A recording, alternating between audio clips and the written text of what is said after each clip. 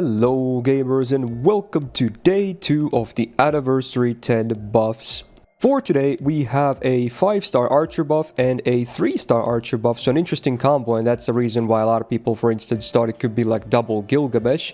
But no such thing. In fact, no Gilgamesh, surprisingly to me. The 5-star archer buff landed to Ishtar, a skill buff. My guess was Artemis, with my hope being Tametomo, but so I was definitely off with this one. And the 3-star archer buff landed to Robin Hood. Yeah, this is fairly confusing to me, especially when my prediction was Kid Kill, who is, I think, by far the worst 3-star archer, borderline useless. But yeah, skill buff for Robin as well in this case. So let's see what we have by talking about Ishtar first here.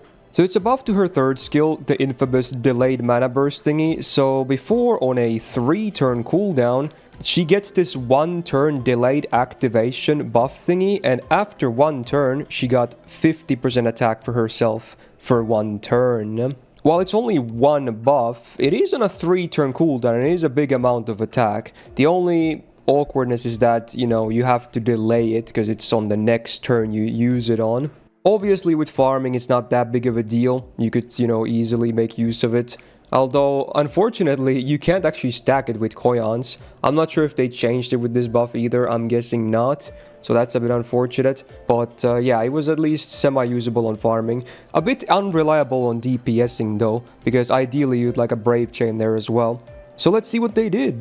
So now on the same 3-turn cooldown, there's still a 1-turn delayed effect on herself, but now after 1 turn she still gets the same 50% attack for 1 turn, but then she also gets guaranteed hand for herself.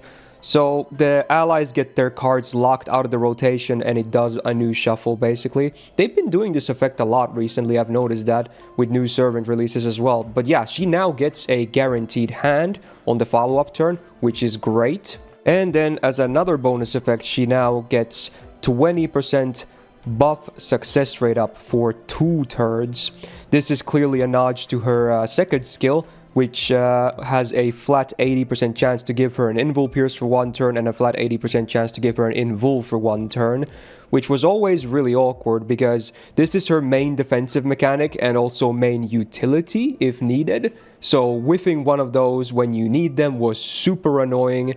So now they basically put the band-aid on that one as well. I do like that it's 2 turns, meaning that if needed, you can immediately use it on the turn. Like the other stuff, the card lock and the attack up, they're delayed for that 1 turn. But this is active immediately when you use the skill. So if needed, you can always guarantee it on the turn you need to.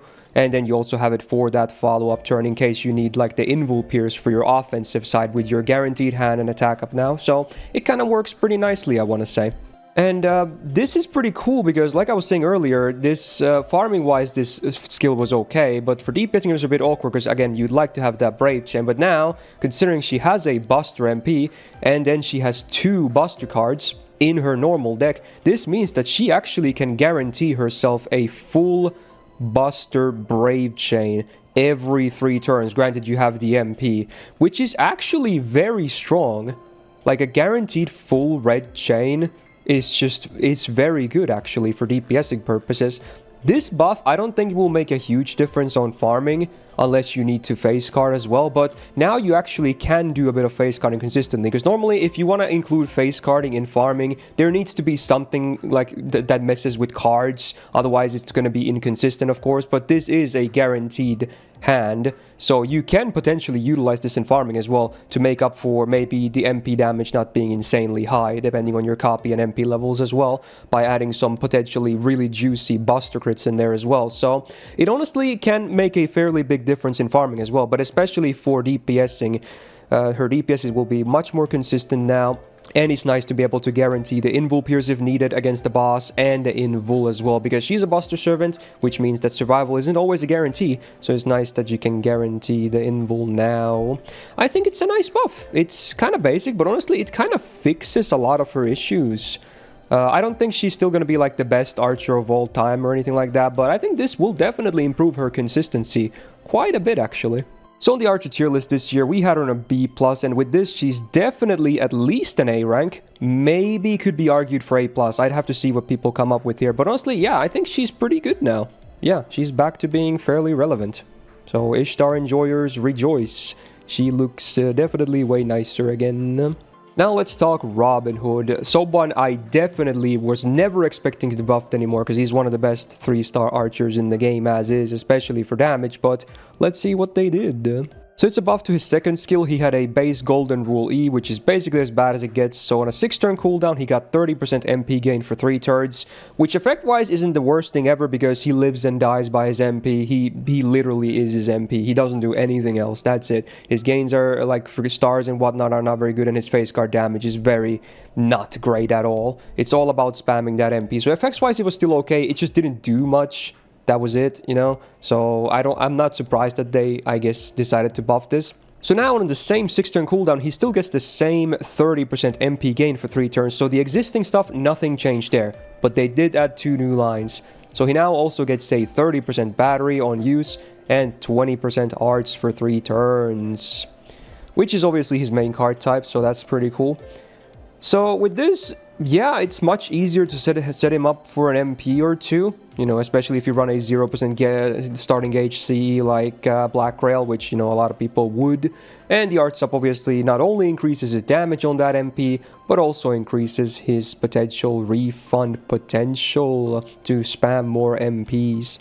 Yep, it's a good buff. I don't think he was in a desperate need for a buff by any means, but yep, it's basic, it's good. It just makes him more consistent at doing what he wants to do. So on one of the low star tier lists this year that had the night classes, we had Robin already on an A rank, and with this I can definitely move him next to Uriel. Yep, he has to be there, especially with the battery.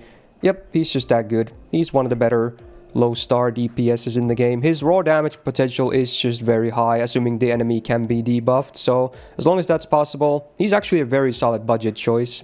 But that's about it. He just only does damage. But hey, he does it pretty well. So predictions for tomorrow.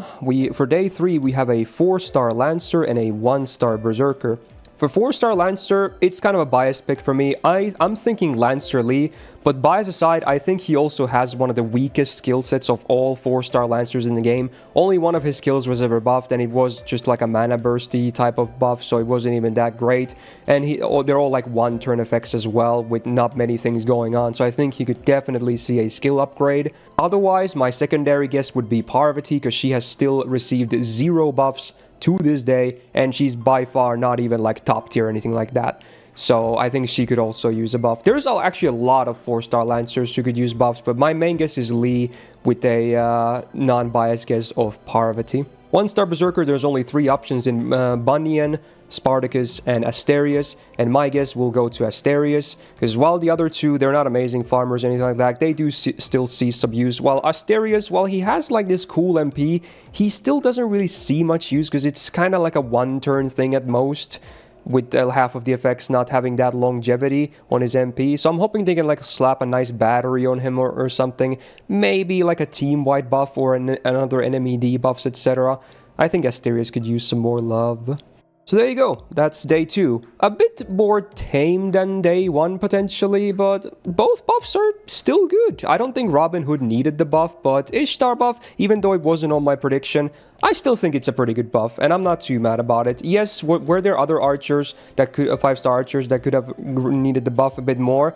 Probably, but am I mad about this? No, I think this is still a fair buff as well. So yeah, I think day 2 is still pretty good. So on that note, if you enjoyed this video, do me a solid and press the thumbs up button on it, of course, it really helps out. And hey, do subscribe not to miss out on future videos, because we'll be right back with day 3. In fact, you might see a new free-to-play upload very soon as well, between some videos. So lots of content on the way. And then, of course, tomorrow we have the Grand Duel stuff for extra class on JP, which I'll probably make a video about as well as usual. So let's go with the content. Also, shout out to my patrons on the screen right now, and Suit for being a big YouTube tier member supporter. And otherwise, see you on the next video. Bye bye.